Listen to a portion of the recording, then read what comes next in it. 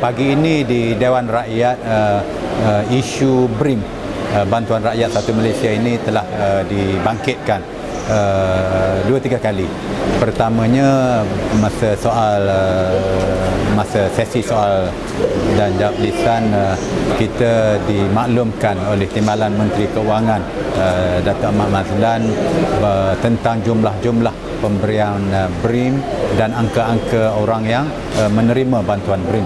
Ini disoal oleh ahli daripada SIBU Sarawak yang mengatakan bahawa statistik kerajaan tentang jumlah orang miskin dengan pendapatan-pendapatan dan sebagainya nampaknya berbeza daripada jumlah orang yang menerima BRIM sebagaimana yang disebutkan oleh Timbalan Menteri Keuangan sebelumnya, sebentar sebelum soalan itu.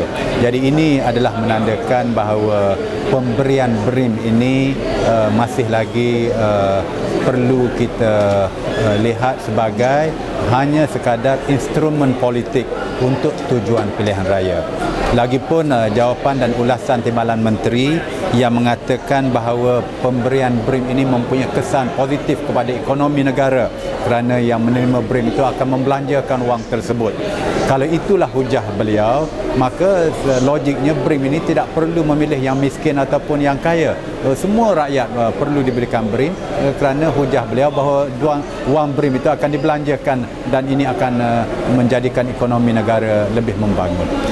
Keduanya, ucapan yang diberikan sebentar tadi oleh Yang Berhormat Ahli Parlimen UMNO daripada Pengerang, Johor, yang mengatakan pemberian BRIM ini tidak melibatkan parti politik dan tidak melibatkan kepentingan parti dan tidak memilih bulu sama ada penyokong UMNO, ahli UMNO ataupun tidak.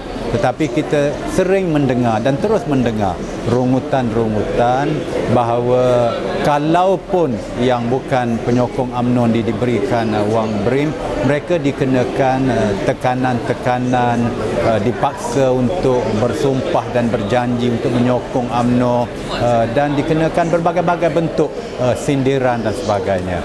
Jadi oleh itu isu BRIM ini masih lagi kita melihat dengan sikap yang amat membimbangkan kerana ianya tidak dilaksanakan dengan secara yang telus, tidak dilaksanakan dengan tujuan yang ikhlas dan amat-amat kita ragui tentang kesannya terhadap ekonomi negara.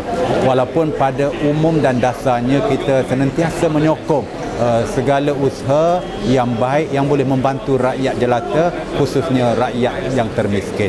Tetapi kita amat mendesak supaya pelaksanaan pemberian-pemberian dan subsidi-subsidi ini dilakukan dengan seadil-adilnya.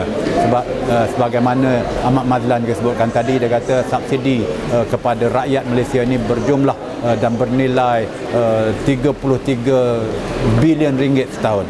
Itu kita setuju jumlahnya, tetapi kesannya terhadap rakyat, kesannya terhadap seluruh rakyat mestilah kita perhatikan sebetulnya. Sebagaimana yang berhormat Datuk Seri Tuan Guru Presiden berucap sebentar tadi, rakyat Malaysia semuanya membayar cukai dan selepas pilihan raya terutamanya seharusnya tidak ada diskriminasi terhadap mana-mana rakyat sekalipun berasaskan sama ada parti politik, agama, kaum, wilayah Malaysia Timur atau Malaysia Barat, pantai timur atau pantai barat dan sebagainya.